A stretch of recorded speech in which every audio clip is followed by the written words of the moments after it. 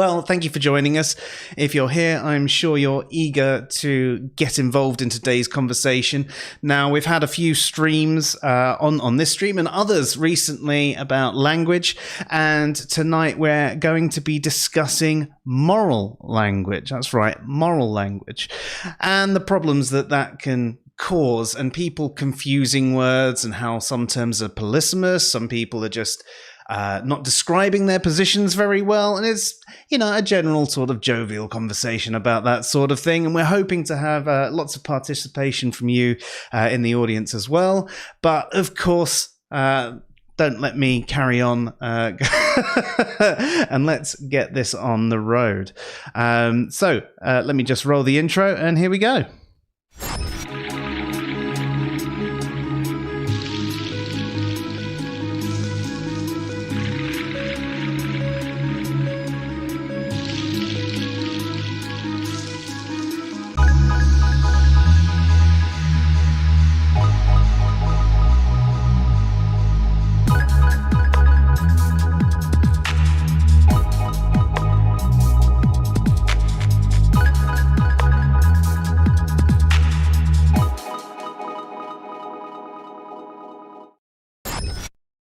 So, hello and welcome to the SciPhi Show. I'm Joe. And I'm Dave. And you're here tonight to have a conversation with us about language and the problems it can cause. And specifically, we're going to be discussing things like moral language and words that are polysemous and words that are sometimes misused or misapplied or contextually incorrect. The problems that we can have with terminology that isn't exactly fixed, even from the topic it comes from. So there's a number of different issues we can bring up here tonight. Now, I suppose we should start off with the basics so that you know what we're talking about, and it will lead us right into the first problem that you might find with language and conversations about morality. Dave, when we say morality, what do we mean? We talk about principles of right and wrong, duties, what is the good. It's all centered around right and wrong actions. What is a right and wrong action? What makes something good? What we ought to do, what we ought to refrain from, that kind of thing. So if you were to say morality summed up in a simple one line, I know that it's a big topic, but in a one-line definition of what morality is, what is it? Moralities are principles of right and wrong actions. Okay. And when we talk about ethics, what are we talking about? The same thing.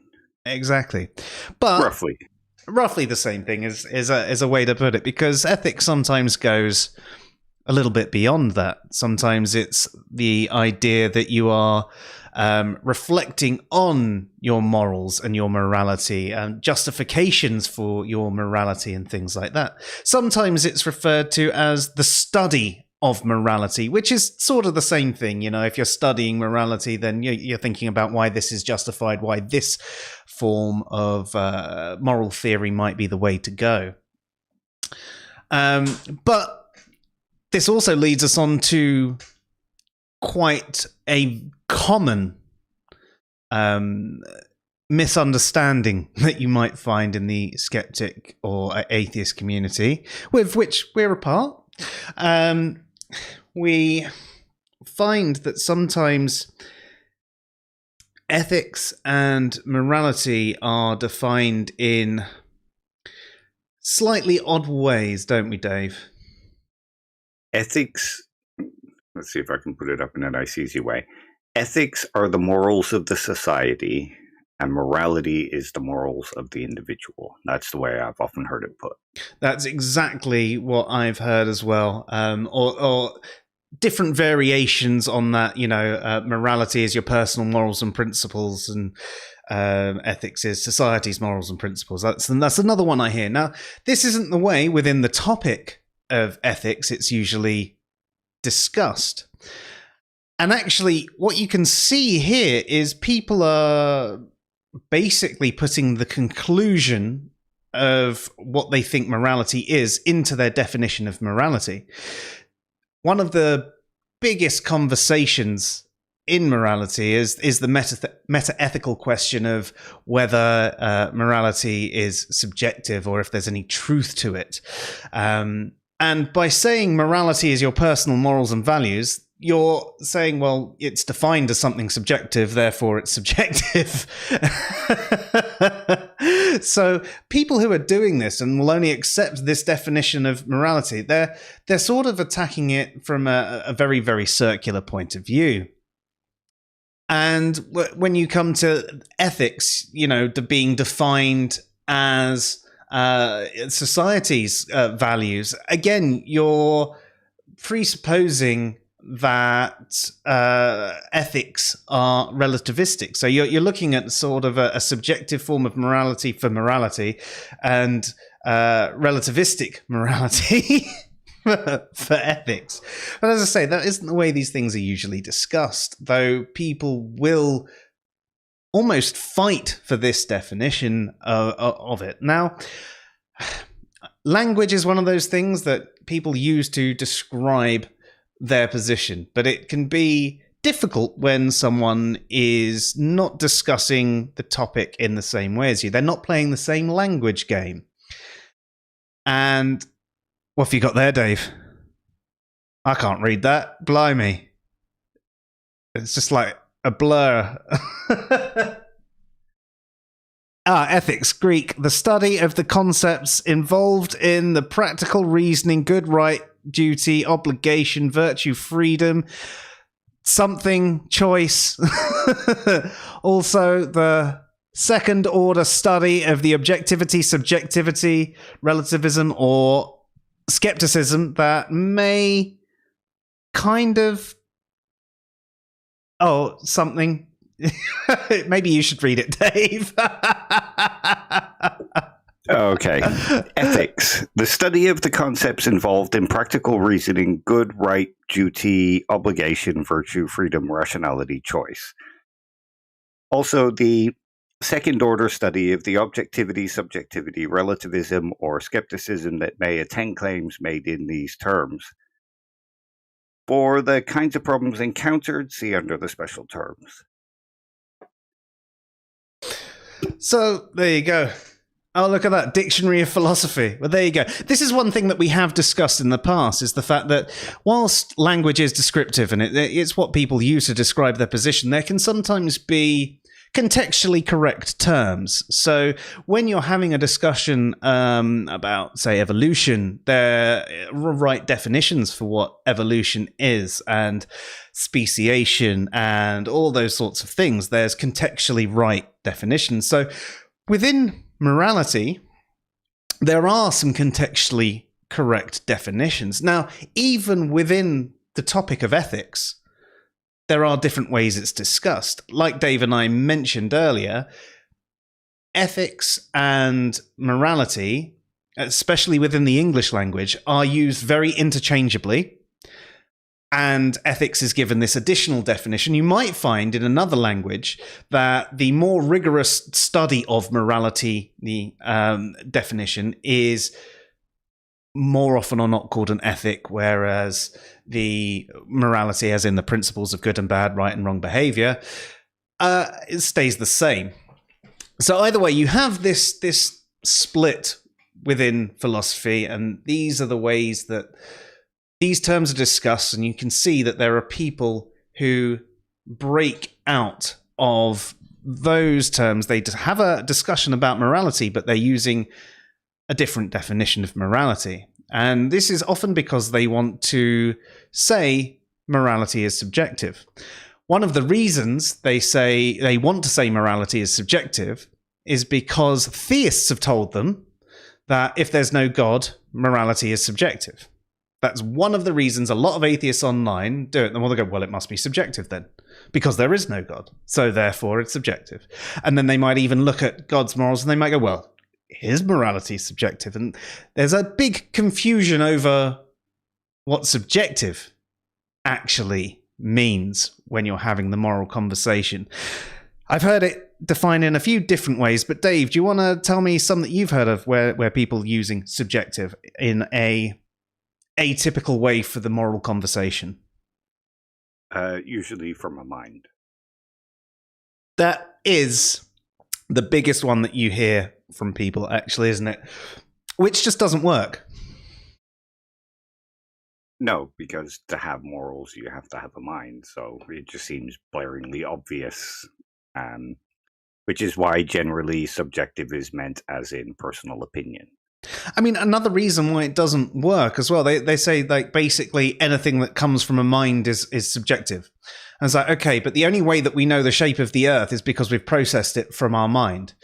You know, the only reason we know maths and the rules of logic is because we've processed it in our mind. The only reason we understand the scientific evidence and we've got these data sets and everything like that is because we've processed it by our mind. Everything has been processed by our mind. So whilst that is technically one of the definitions of subjective, it's not one that really works or tells us anything. And it reduces everything to subjective and therefore adds nothing of distinction to the conversation. No, everything's subjective. There you go. It's like saying everything is atheist because, you know, why not? A mind is atheist because it's the person behind the mind that believes, not the mind itself.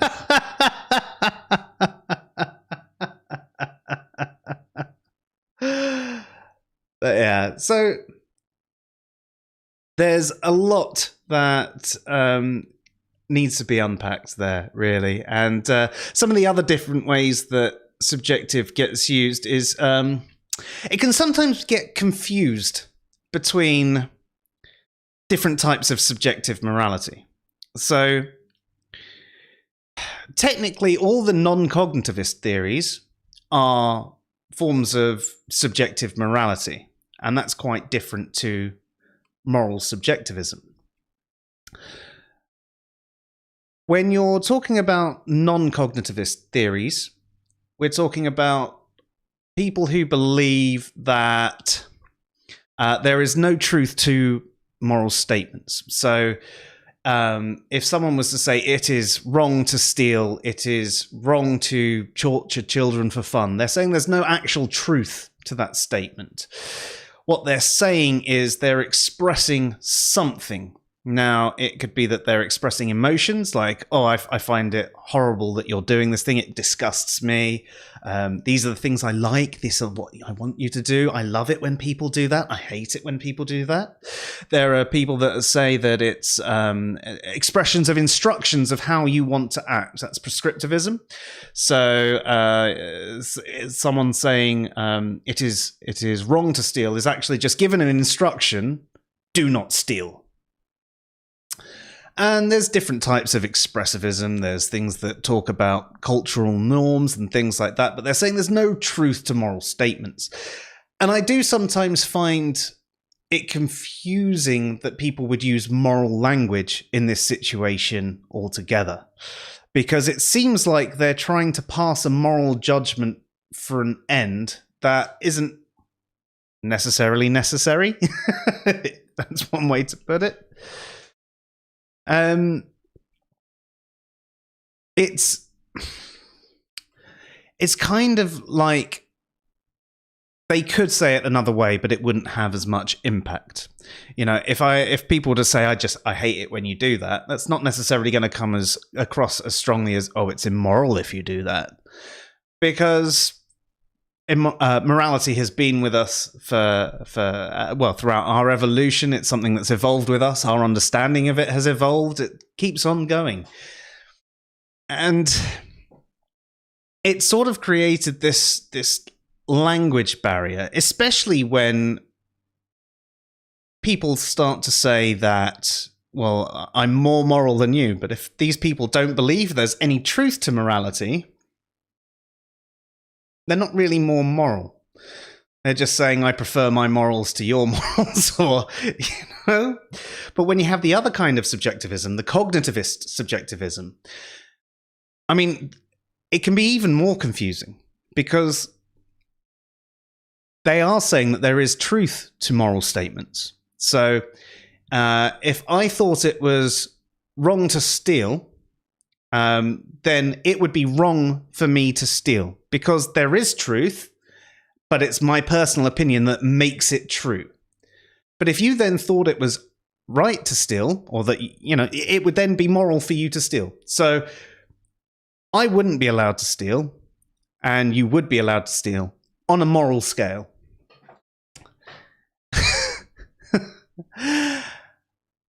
And then this creates a conflict, because the person might look at another person and go, no, it's not moral for you to steal. It's like, right, this is another problem with the language, because what they're trying to say is that I don't like that it's moral for you to steal. I don't like that it's true that it's moral for you to steal. Or I think you should reconsider your morality and switch it to mine. But the way they come across and say it is they go, no, it is immoral for you. They hold them to a standard above their personal opinion. So they claim to be a moral subjectivist, but it appears that they are treating morality in a more objective way. Even though they're saying the standard is them, they're holding someone else to their own standard. Now, this doesn't mean that you can't have the conversation about morality and what you think should be right or wrong. There is definitely a lot of good to come from these conversations, even if there is no truth to morality whatsoever, because at the end of the day, you're still going to be able to base what you're talking about on certain facts that can further society in some better way, even if you say that it's not really morality. There's no real truth to the moral decision. So those conversations are still worth having, should I say. But the language people use seems to indicate things are different. Now, Dave, you actually had a conversation the other day with someone who was trying to discuss subjective as well, weren't they? Yeah, it was a discussion about value. Rather than specifically morality, it was the discussion about how value is entirely subjective, because value is built by a mind. And then he said that I had to defend the idea that there can be mind-independent value, and saying I didn't explain it in my article, even though that wasn't my argument anyway. Yeah. And this comes back around. So obviously, slightly different to morality, though you can have moral values, but like we were saying earlier on, where people use a definition of morality that sort of presupposes the conclusion of it being subjective, people can do the same with value. Now, you might be able, and you might conclude morality is subjective, you might conclude value is subjective, but I'd hope that you'd have a better argument than it's necessarily subjective because that's how it's defined. There's a lot of bright people who hold a wide variety of different positions on topics of morality and value and things like that. Even within philosophy, it's one of those things that's still quite heavily debated. It's not like we're saying there's 95 or 97% of philosophers who all adopt a single position. The most common position is moral realism, but still that's only around the 60% mark. And, we don't know all the influences that have come in from each person to adopt that. So there isn't an even big weighting in morality. And you get people who say morality's solved, usually the ones going against what the slightly bigger number vote for. And they again come back to this sort of circular definition, or they come back to descriptive terminology. So this is another problem with morality, where people make descriptive statements and they're not exactly telling us how people ought to act. They're just saying what they see, and what they see could be wrong. So, Dave, do you want to just quickly take us through what is meant by a descriptive statement? It's basically exactly what it sounds like. It's describing the way things appear. So if you're saying morality seems to work this way and describe the way it functions within society, you're basically making a descriptive statement. You're saying, things are wrong in this country. Things are seen as immoral in this country, and things are seen as immoral in this country. And you're just basically describing the way it is. Yeah. And that's not necessarily how things ought to be. So someone might make a descriptive statement and go, well, you can see how it works in practice. There are different cultures with different morals, different standards, and therefore morality is relative. It's moral relativism is clearly the case because that's the way it works in practice. But that's not necessarily saying how it ought to work. There's still plenty of other options available. There still could actually be no truth to morality, or maybe it is. There's some form of realism involved, or any of the other positions. I mean, as an example, I used to play Monopoly with my nana, and we had basically our own rule set, which I didn't know. I was a kid, and I think my nana didn't want the full-blown game of Monopoly, and I don't blame her. Monopoly can be frustrating as it is, let alone playing it with, 4 or 5-year-old. But she used to deal out some of the cards beforehand. So we'd have a few of our properties, and we'd have it whenever money went to the banker, it actually went into the middle. And it, when you landed on the free parking, you got that money back. And there were a few other things that we threw in there. And it wasn't until I was much older that I found out that I was playing Monopoly wrong. And I was playing Monopoly wrong because there is a rule set to follow. Now, descriptively, there was nothing wrong with what we were doing. We had our own rules, and we were playing the game right as far as our own rules were concerned. But if we were playing it properly, then we ought to have been following the proper rules. And you can think about this in sport. You can think about someone in football. Soccer, for example, people are not supposed to use their hands on the ball, but you could see someone pick up and in a playground game, and they could have a rule that they can run halfway before they have to drop the ball down because they've got their own rule set. It's not the real rule set. They shouldn't necessarily be doing that if they want to be playing football properly. And that's why you can have certain ethical theories that are considered normative, the way people ought to act. And they are a form of objective standard because they're above your opinion. Your opinion won't change this calculation. Now, that's not necessarily saying they're correct. That's where some of the confusion can come in. There is a type of objectivity here, but it's not necessarily the objective standard that people want from, say, moral realism. But there are a variety of different normative ethical standards that people may use to calculate whether they think something is moral or not, or whether they should do an action. Is it going to bring about the most pleasure? Will it fulfill the most preferences, and so on and so forth? And you could say there's even within that, there's still forms of subjectivity in the sense that people might choose which one they think is the best. It's their personal choice. It's their personal preference for which one. I don't think anyone is denying that, but there is at least a form of objectivity within this when you come to normative ethical standards. So there's quite a lot already that can be said about some of the common words within the discussion of morality that we can see as at least somewhat problematic. So we've discussed the ethics and morality, subjective, relative, and objective, normative, and descriptive. So there you go. So 7 words there that are often misplaced, misunderstood, seen as out of place. So I'm just going to quickly jump over to the chat and try and catch up. Unfortunately, because of my connection issues today, I don't have my usual chat thing that lets me bring the messages back up into the screen.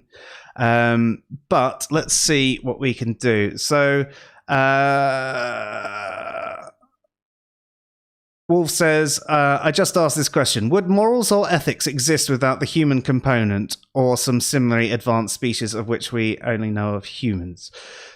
I don't think it could. I think you need consciousness and agency and the ability to think about things. You might, in a species that didn't necessarily have the same sort of cognitive function, see the beginnings of morality, not necessarily done with the understanding of right or wrong, but done on a more instinctual level. What do you think, Dave? Sorry, I was just typing something into chat. What was that? Wolf says, would morals or ethics exist without the human component or some similarly advanced species of which we only know of in humans? I would argue probably not, because a part of morality, at least from what I've read, is understanding. Like if you think about something like virtual ethics, there's the whole dispositional element and understanding why an action is right and wrong for it to be moral, and the whole Kant moral luck idea. Yeah. So there you go. I mean, we've answered virtually the same on that one. But if anyone else wants to chime in on that one. Next one, we've got Lance says, there's nothing inconsistent with a moral subjectivist holding others to their own standards. So on that one, what I was saying is it's the way they do it. It's the language they use. There's nothing inconsistent with them saying, I think you should change your morality. I don't like that it's moral for you to do this. But if someone's a moral subjectivist, they're saying truth comes from personal opinion. And if they're saying, no, it's immoral for you to do that, that's where the contradiction comes. Because it sounds like they're going against their position. Because they are saying that there's truth that comes from morality, but actually my opinion is telling you, no, you're not allowed to do that. And this is where some people sometimes say that it seems like you're treating morality objectively because you're holding someone to a standard above their personal opinion. But it's more likely an error in language. And if you're being charitable about it, what they're actually saying is, I don't like that it's moral for you to do this, or I think that you should reconsider your morality because I see these flaws with it. Perhaps you should change the way you think about things and join me over here and thinking this way, and this thing will then become immoral for you too. But that's, especially in conversations online, that's not the way things go, is it? There's too many people who are hot-headed, and I'm really guilty of getting caught up in the hot-headedness myself, because you sometimes have these very frustrating conversations that don't seem to go anywhere. So yeah. But that's what I'm talking about, the the inconsistency there that can be had. It's, again, like what we're discussing tonight, it's an error in language more than anything. He also says there's a distinction between agent and appraiser relativism. Often people think relativism or subjectivism entails that I think an action is good for me but bad for you, or vice versa. But really, you can think of an action is right according to your standards for anyone to do it. It depends what you're saying. If you're actually speaking from a moral subjectivist, you can think that everybody should think the same way as you, but the truth comes from their personal opinion. So if their opinion is that they should or should not do that, that's where the truth maker is. So I agree that you can think that their truth is wrong. And this is one of the problems I think I find with the idea of moral subjectivism in general. Now, I know there's different types of subjective morality that are not held to this sort of truth thing. But from a moral subjectivist point of view, all you can do is have the discussion and try and convince people to change their morality, and then their truth will change. Wolf says, I have a suspicion other animal species exhibit types of ethical behaviors, but it's super hard to tell because natural ethics are probably so foreign to human ethics. Yeah, I think that you can see the starts of ethical behavior, but whether that's actually done consciously with the understanding of right or wrong, or if it's pure instinct, much like the way that say you're driving along in the car with your kid in the front next to you and you suddenly have to stop. It's almost everybody's habit to put their arm in front of their kid. You know, it just happens. And I think that's more often than not what you actually see in the animal kingdom. It's that instinctive protection of the tribe, the young, family, rather than, oh yes, it's a good behavior for me to do this, and oh no, I shouldn't do that because that's wrong. And like we were saying earlier, I think that is a necessary component of morality, that understanding of right or wrong and choosing to act in accordance with it.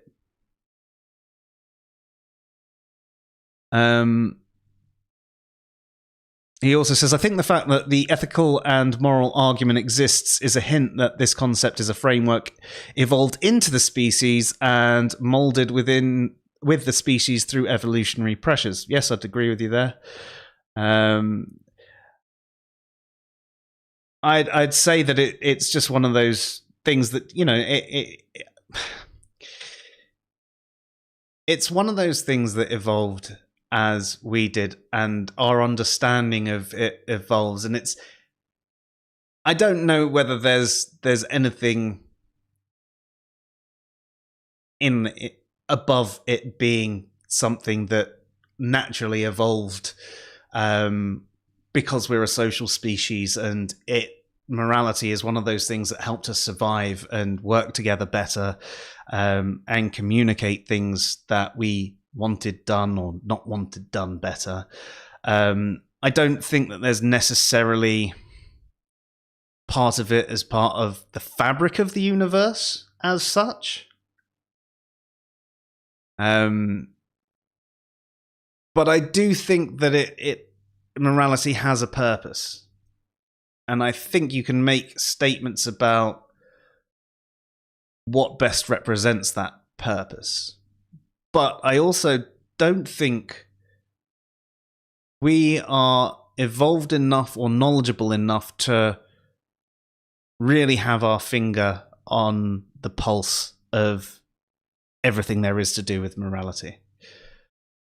I think it's somewhat bigger than us in certain ways, but that's just the way I'd see it anyway.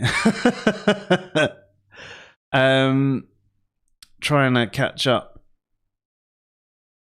Were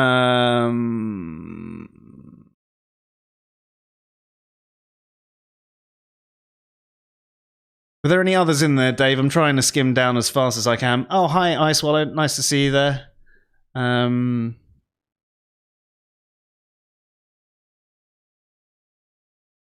I think that... Oh, yep. I've caught up with the chat. Excellent. Steen, if we agreed that it's evolved, then it has a purpose. That's, well, he's an evolutionary biologist, so he'd know.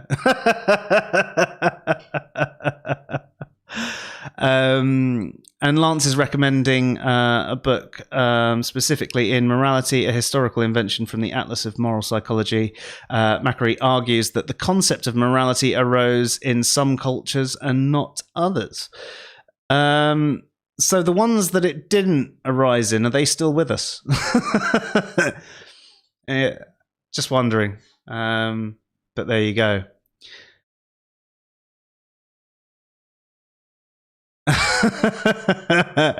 And the puns names. I love it. I swallow cum and Craven Mordick. Right. So, hopefully we got to everyone's comments there. If I missed any, please drop them in again. I do apologize. Are there any other big issues that you noticed, Dave, within the skeptic and atheist community around moral language? Any big misconceptions? That's kind of a difficult one. There's a lot of sort of contradictory statements, like you will get some atheists and skeptics who will argue something like all morality is subjective and it's just an expression of an opinion, and then argue something like there is no morality in the Bible, or there is no good morality in the Bible. Even if you believe it is, there is no good morality in the Bible. Or something like, slavery is absolutely wrong regardless of what your personal opinion is, but all moral judgments are just personal opinion. Yeah. Which, they as if you take the statements as they are, they're contradictory statements. And if you investigate with the people, generally, they remain those contradictory statements until you make them realize what they're saying, and then they'll go, oh, well, yeah, but it's just my opinion.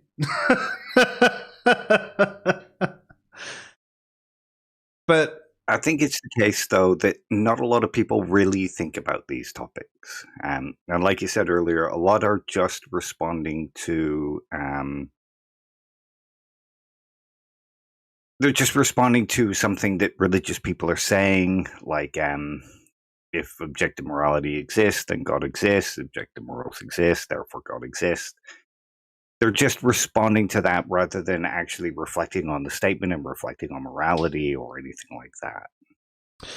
Yeah, I mean, a lot of it is that, unfortunately, when you're having these conversations online, generally the atheist / skeptic will be in that sort of frame of mind where all of their statements are to contradict the theist, and not necessarily even good statements. There are plenty of atheists out there that do not have good arguments and do not have good comebacks, and they're the meme variety atheists. But there are also lots of atheists out there that are absolutely fantastic and do think about these things a lot.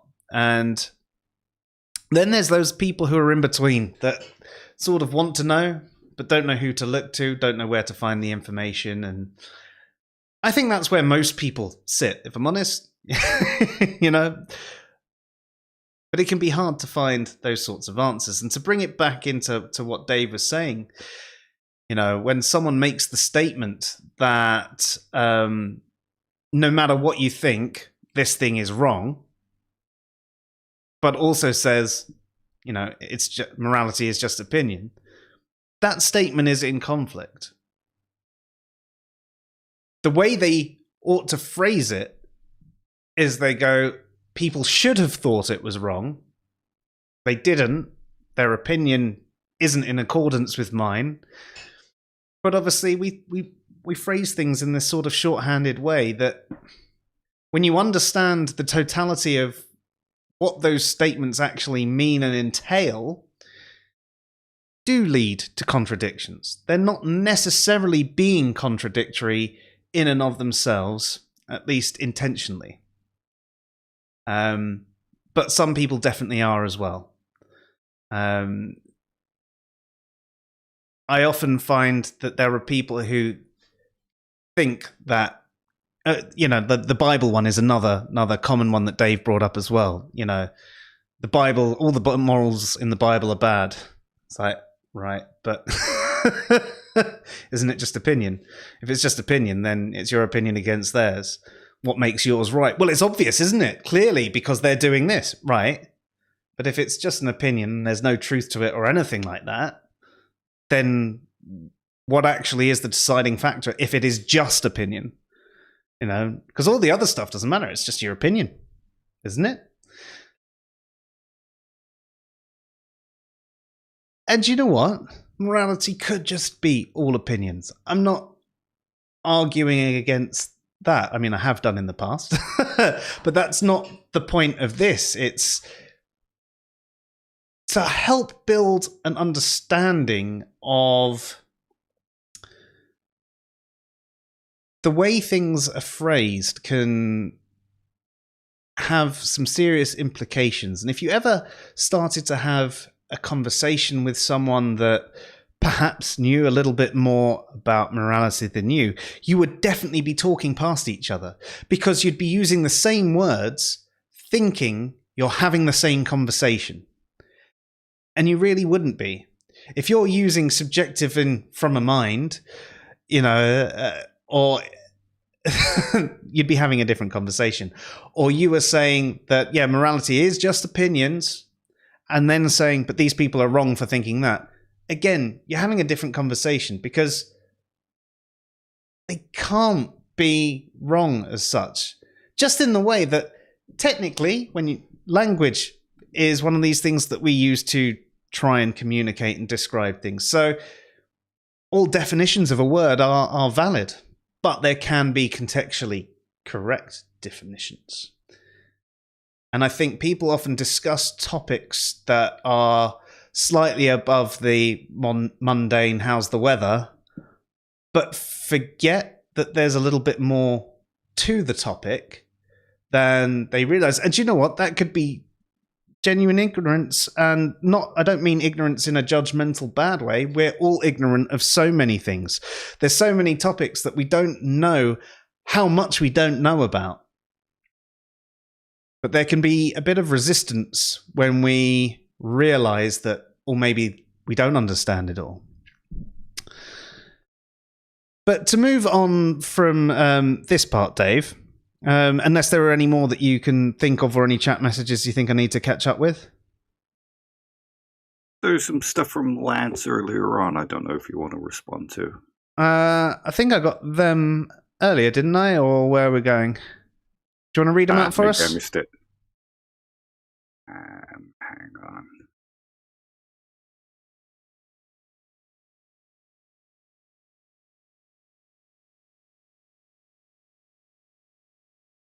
Unfortunately, I don't think it's adequate to say that morality.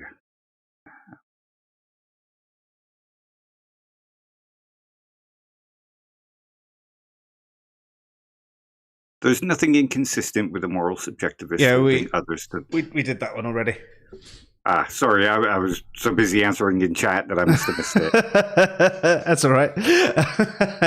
Yeah, okay, cool. If anyone does have any more questions, please, or I've missed them, please say them again, and we'll get them from here, like line in the sand. In fact, I'll put some stars in the chat. If I can work my way there, and there you go. I'll start reading from then if you have any more statements. So obviously you can see that there's a conflict in the use of language, and this conflict it's not necessarily limited to moral language, but when you are trying to communicate, the idea is you're trying to convey ideas, and often using these terminologies that or labels that are shortcuts, you might be talking past someone because they either don't understand it or they think they understand it. That's the worst. When you both think you understand the term in the same way, you will end up talking past each other until you realize, like, hang on, wait a minute.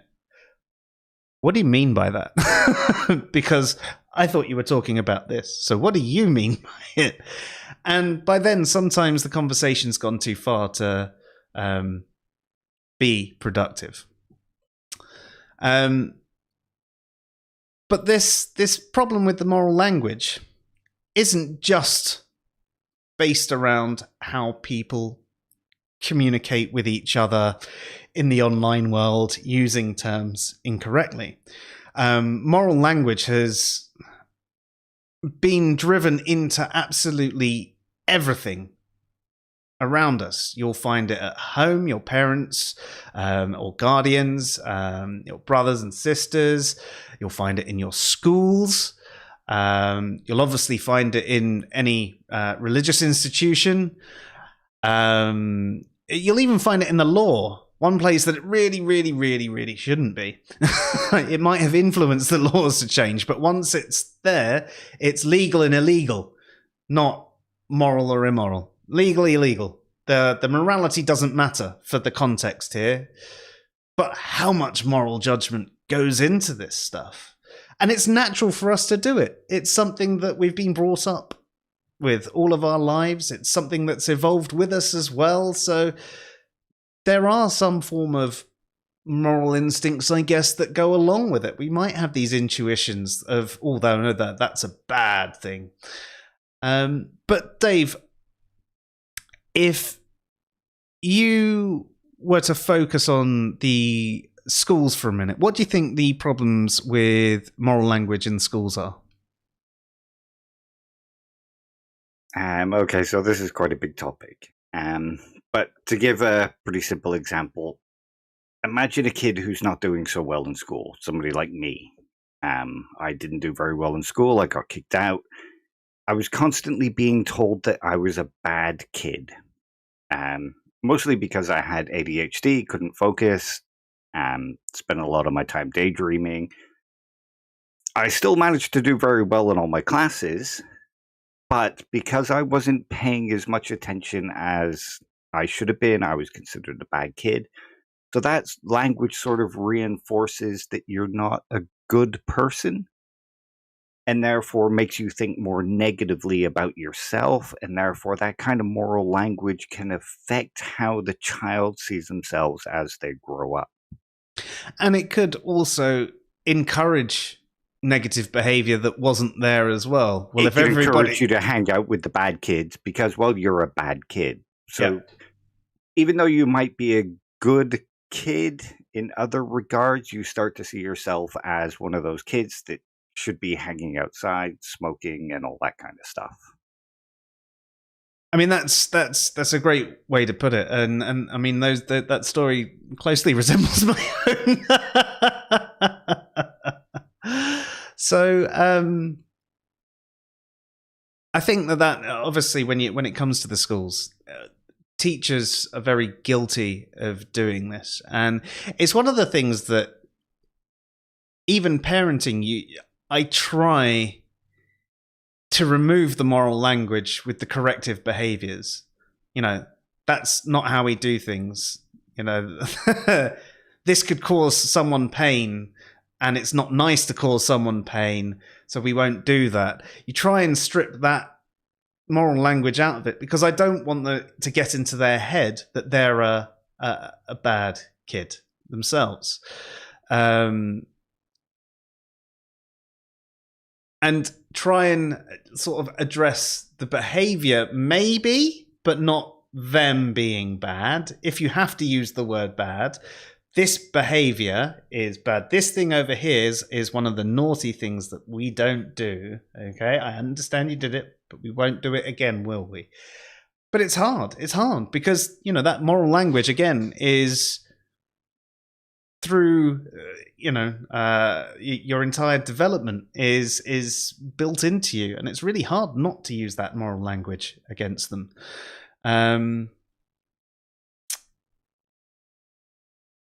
So that's, I guess, parenting sort of covered as well. And actually, the schooling and parenting one sort of go hand in hand, because obviously your parents get the report cards and then they come back to you and they say you're a bad kid.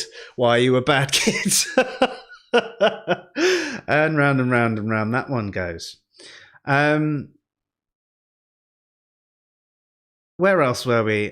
So the legal system. that I mentioned as well. Obviously, we can think about things. It should be legal and illegal rather than thinking about things in good or bad necessarily. Do you have any other examples to add to that, though, Dave? You mean within the legal system Yeah. itself? I suppose to some extent you could argue something like, well, stealing is bad, makes it kind of a moral judgment. But in some instances, stealing might not be quite so bad. It's still illegal, but if you were a single parent, especially think about this time with all the price rises, inflation, at least here in Britain, the cost of stuff in some instances has doubled. So imagine a single mother who can't afford childcare, spends all of her time looking after the kid, can't get a job, but doesn't get enough money to survive in this environment. The kid needs food. The mother's going without food and still can't get enough. So she steals a bit of baby food. She's seen as bad. And it becomes a moral judgment. And she's not actually being bad. If you think about it, she's doing what's right. She's doing anything she can to feed her baby. What she's doing is illegal. But framing her as bad is kind of a faulty judgment. And by simply calling her bad, it takes away from the fact that society is kind of breaking down in such a way that people are needing to do these things. So rather than seeing society as having failed, we see it as that person is having failed. Yes, what they've done is illegal. Yes, they should be punished. But involving moral language into that changes the actual situation itself, if that makes sense. Yeah, no, that's a really good one. I suppose another way moral language can bias people within is within the actual court environment itself. If a moral judgment is passed, it could influence the jury in a heavier way than actually discussing the matter at hand. Which, if they were looking at it in a purely objective way, it could... Again, I mean, it might be the same with that, like the example that you gave of, the person that stole. I mean, if you imagine that, then hit the court, and then their judgment was based on how bad they are, rather than just the act itself and perhaps the reasons behind it. If that negative moral judgment wasn't there, could they have just discussed it as the law? So yeah. Where else? My mind's gone to a lot of moral language that exists within the political spectrum that probably shouldn't be used. Oh God, yeah. Like you think about someone like Trump. Liberals are bad. They want so-and-so. They want to reduce... They want to allow gay teachers, and they want to allow drag queens to read out stories in school. And that's such a bad thing because it increases the degeneracy of society. That kind of moral language taints the views of others, and it reinforces certain ideas where if you were to stop and think about it without the morality, we would probably see that there's nothing actually so bad about that. And they're judging it based not on the action, but on the person itself. Yeah, I mean, I think there's far too much dramatic language within politics in general. I know it's it's sort of how people get the votes and all of that, but I think that's one of the big problems with the whole political spectrum. And yeah, I think moral language is a very big part of that, and religious language in general, and all sorts of bigoted language, tribalistic language, us versus them, divisive language. Morals can actually help to create those kind of tribes and to cause people to dig in, because well, these things are bad. I don't have to look at it because there's all these people that agree with me, and therefore it must be bad. And those other people don't see it as bad because they're degenerate, I guess. Yeah. And then they won't even listen to their justifications because they're wrong. They're bad. They're bad. They're evil. They're demons. Whatever it is, that judgment on them being evil in some way, shape, or form means that there's someone that can be ignored. Much in the way that a conspiracy theorist will say that anybody who is against their conspiracy is, part of the problem. Or any one of those sorts of statements. I'm sure you've all come across those sorts of people. You can have the same sort of thing within the tribe using that moral language and other language too. So it's problematic. And don't get me wrong, I love morality. The discussion, the way you can look into things, the judgments that you can sort of reason, and the various positions that are out there. It's such an amazing part of philosophy, possibly my favorite part. Yet it's probably just as problematic as it is good, and in certain places, the language, the moral language, is the problem. The moral language and people's understanding of the moral language too, which is the stream is trying to clear at least some of it up, and hopefully we're doing okay and not confusing you more than you were before you started watching. Well, I know less about morality now that the stream started.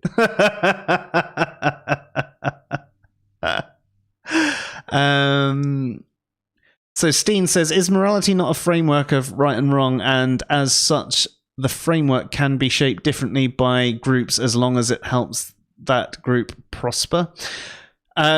Yes, I mean, I'd say even if moral realism was the case, it doesn't say that all morals have to be absolute. So there could be, for example, if we were to go with the stealing example, you could argue that, yes, in general, stealing is immoral, but in certain circumstances, it's permissible, and maybe even moral. And I think that's the way you can sort of look at it. I think, in fact, that's another one that we missed at the start, the conflation of objective with universal or absolute. I can't believe, I mean, that's the biggest one that you actually have with objective. So it's a shame you can't edit things on YouTube without having to download them and put them back up. But let's pretend that this was said at the beginning, shall we? And people often confuse objective and absolute. So when something is objective, it usually means, at least within morality, that it's something above personal opinion, and there's some fact that it's based on, or something like that. And when it's absolute, it's sort of above that. It's a little bit more rigorous. So if you were to think about it, if in a linguistic way, there could be certain different definitions for a particular word, but absolute would be, no, there's only this definition. If we're to think about it in a moral way, if stealing is wrong, then if it's absolute, then it's wrong for everyone under all circumstances. If it's subjective, then it's a case of there can be that room for nuance. Well, yes, usually it's wrong, but if you add all these other things into your calculation, then actually it's not wrong, or it's not as bad, or it's weighted differently. Is there anything you want to add to that bit, Dave? No, not really. I mean, it seems to be the case, if we look at it the way morality works, it seems to be dependent on particular groups, and each particular group has their own particular set of morals, and those morals are designed. I mean, if you think of it in terms of something like organized crime, there are particular morals that are built within those actual little groups that seem to go against the greater group. Like, if you think about something like, if you see a crime, call the cops. And it's your moral duty to call the cops. Well, within an organized crime group, if you call the cops, you're not really behaving according to the ethics of that group that you're hanging out in, and you're probably going to do yourself some damage. So this seems to be the way that it works when we look at it. But then, is it the case, which one is, the actual thing? If everybody turned to organized crime, then would society fall apart? So how would you actually look at that? Yeah. And I suppose that's the way to think about it as well, is the fact that when people are talking about moral relativism, so this would be the different groups and cultures being the things that make it true,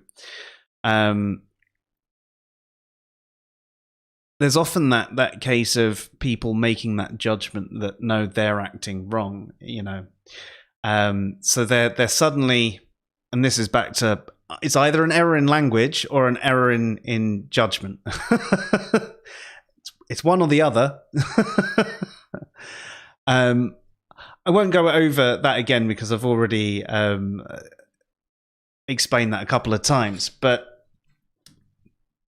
I don't think there's anything wrong necessarily with if you did have two different cultures that were, let's say they're both typical cultures, rather than going into the realms of organized crime. They would have different resources available to them. They would have different weather. They would have different attitudes and things like that. And I think that from a flourishing perspective, that there would be things that might need to be different to help them flourish. And I think that's until we get the entire world in a state where there isn't any needs. So think about how we all need to work to get money to pay our bills and so on and so. If we get to a point where we've got completely renewable free energy, and you think about the utopia that the Star Trek world is almost supposed to be, where you've got your free energy and everything, where people only work because they're interested in it rather than having to work. People could just sit around and do nothing if they so wished. Then you could almost have people on a more universal standard, but even then you could make arguments that what works for people who are artists would be different for people who were in Starfleet, or the army, or those who are politicians, and those who are bakers and things. There could still be things that, even if, this is a big if, but if moral realism was true, that there would still be a nuance between what would apply to certain groups. There'd be a lot more evenness around the world because there wouldn't be such an imbalance of pressures, but there would still be that slight bit here and there. Hopefully that hasn't confused you, though. But yeah. So where are we going with the next one? Hey Dave, what do you think of the topic of forcing all kids with developmental problems medication whether they like it or not? Please answer in no more than 2 sentences.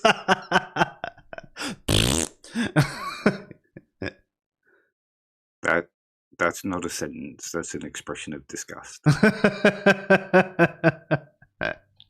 Questions to you, so I wasn't answering. I was just booing him. You can't boo the audience because then they won't come back. It's Dave. He boos us all the time. But yeah, what's your take on that? From an experiential and a moralistic point of view. From an experiential point of view, I would say it's kind of bad because, like I say, what it did to me was actually turn me into a zombie. I basically lost all enthusiasm for anything. I couldn't be bothered to do anything. Whereas before, I was actually doing all my homework and I was being very enthusiastic about what I was learning. I stopped all that. It was just like, well, I don't really give a fuck. It's just... And then I became a bad kid for not being one who participated. So it's one of those cases where you're a bad kid for not doing it and you're a bad kid for doing it. I suppose it all depends on how the kid takes to the medication, but I think there is something slightly immoral about it.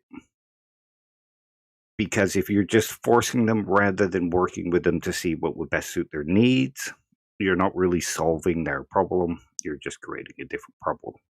There is... I guess a bit of a chemical culture, and I think part of it is that, you know,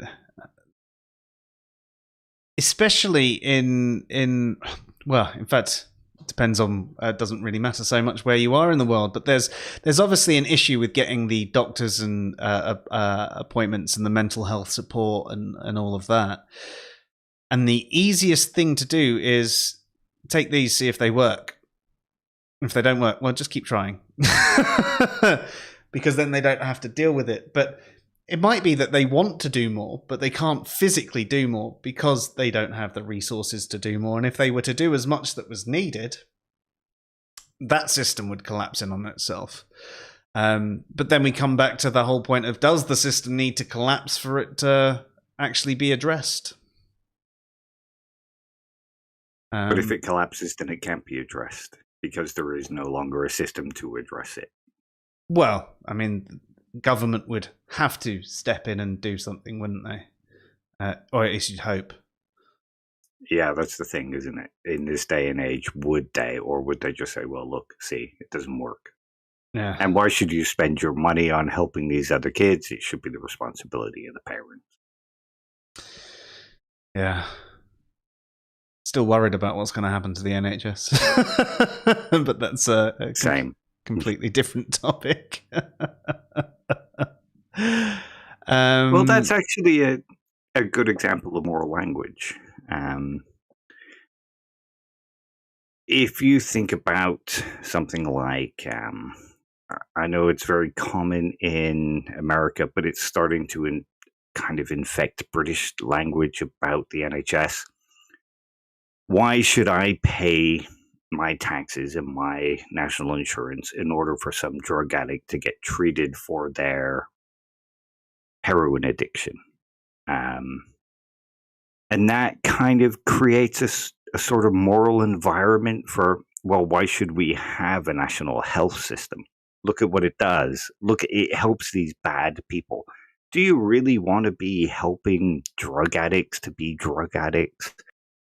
Rather than, do you really want to make sure that your nana can get a hip replacement when she falls down the stairs at 80 years old? Mm. Yeah, no, you hear a lot of that. In fact, I had a friend who used to say stuff like that. And it was very difficult having those conversations with him because,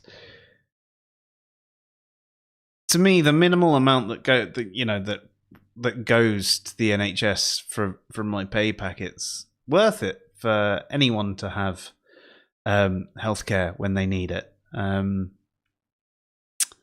There's a lot of strain on the system, and a lot of the strain on the system is lack of money and all of that. But it was very difficult having those conversations. And then he had a problem with his kid, and obviously used the NHS.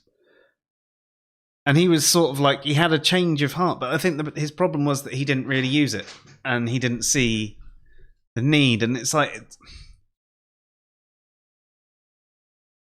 that need is there, whether you need it there and then. And you consider the amount that you would have to pay for when you do need it, even if you only use it once in your life, how much you might have to pay. I mean, you think about going to America and they have to pay like $50,000 for a baby to be delivered. To get we were in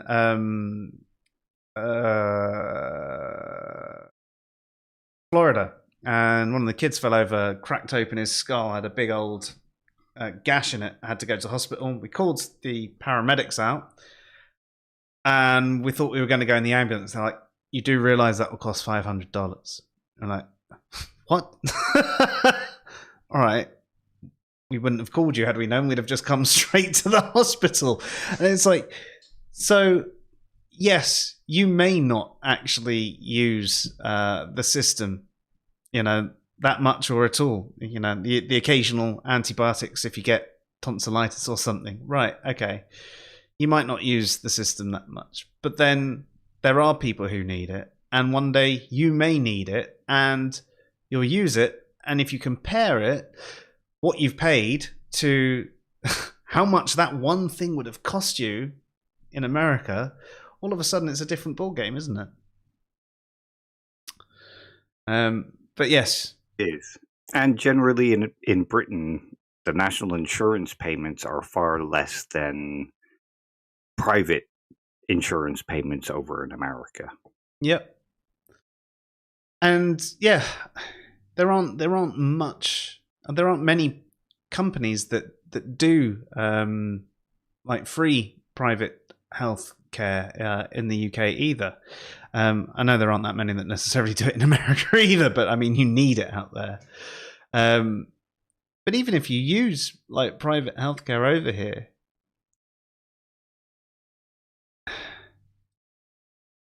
because you can afford generally to. fobbed off onto the NHS. Quite often it is, yeah. It is generally quite. But you just get bumped up. That's what you're paying for. You don't have to wait 6 months. You only have to wait 3.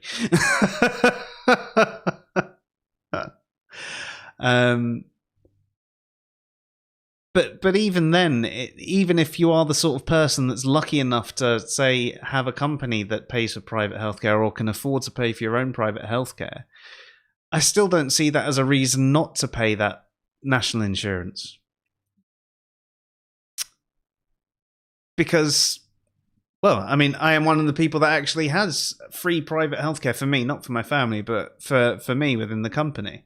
There's an excess that you have to pay, and then there you go. But I still see the point in paying it in, just because it could help someone else that needs it.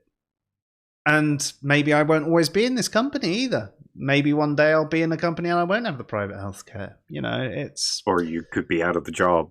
Yeah, exactly. Or I can't afford the 150 quid excess.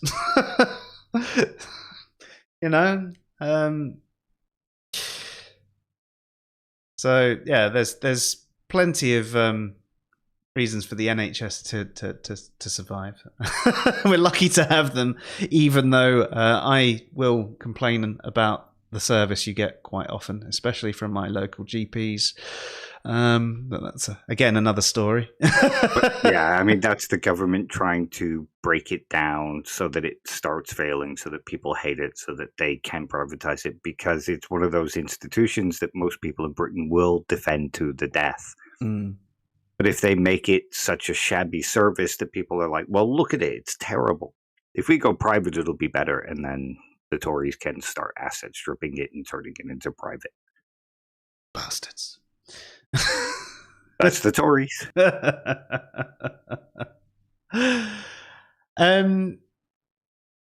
So, I mean, I think that we've covered off a lot about issues with various takes on moral language and places that it can be wrong. Was there anything else that you wanted to bring up tonight, Dave?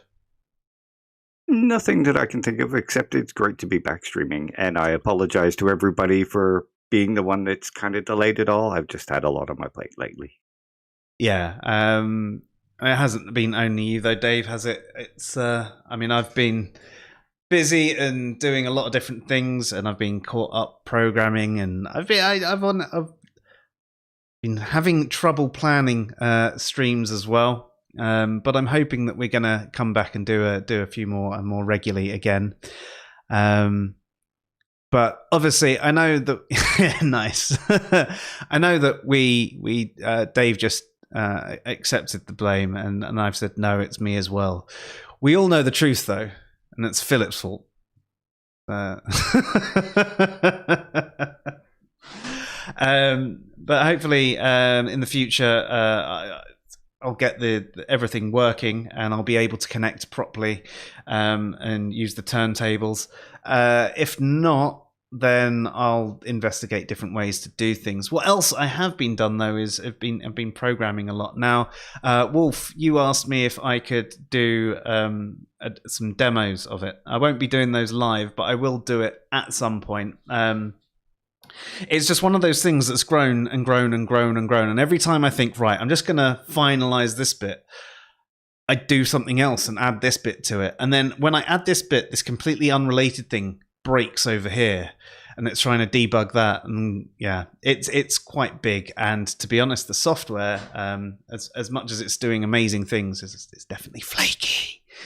So that's why I moved from programming to philosophy. With programming, stuff can break down. With philosophy, you can just make up a bunch of bollocks to get on with it. I mean, that's basically how I program. Same, and I seem to be getting good scores, so it seems to work. But yeah, so we will be coming back with some more streams in the future, and obviously I'll try and keep things going with those morality shorts that I'm doing, and some other shorts that come through. I'll try and get back to doing a few more longer videos as well when time permits. But we're very, very, very, very busy work and family wise, so it's hard to get the time. But if any of you guys have anything that you'd like us to discuss, you want to know more about, or you want to come on and discuss with us, please let us know. We're eager to have you here. We love the conversation, and we're not complete arseholes, just mostly. So you know that you're in good company.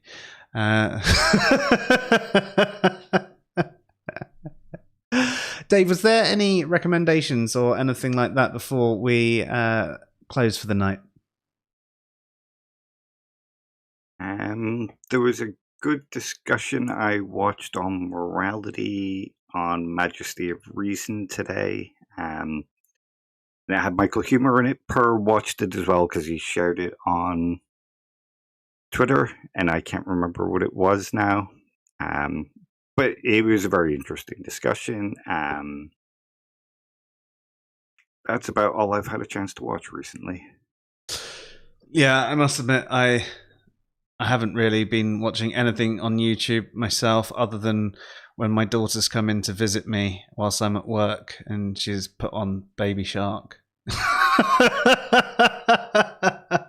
Oh, and there's a video of, just to annoy Craig, there's a video of William Lane Craig admitting that he believes in Christianity because it feels good. Just to annoy Craig, Awesome. I'd also like us at some point to do a few more of the philosophy in movies and TV. I don't know if you saw, but we did. What was it called? I've forgotten what it's called now. the one from Legion. I've forgotten what we called that one. Moral Panic. There we go. Moral Panic, yeah. So we did a short video called Moral Panic, which basically just looks at one of the scenes from the TV show Legion, which was really, really interesting. got really confusing in certain parts, and then you throw in the time stuff and it gets even more confusing. But there's some really good content there and in other shows, and we'd like to do a bit more stuff on that. So if you have anything that you think that we should watch as well, we'll try and get round to watching it and giving it a review, because that's fun to do. But yeah, as I said, if you want to join us on stream, then feel free to. And we're looking forward to any discussions that you might want to bring to the table.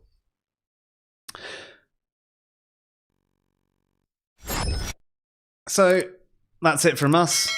You've been watching the Sci-Fi Show. I'm Joe. And I'm Dave. Have yourselves a good night all.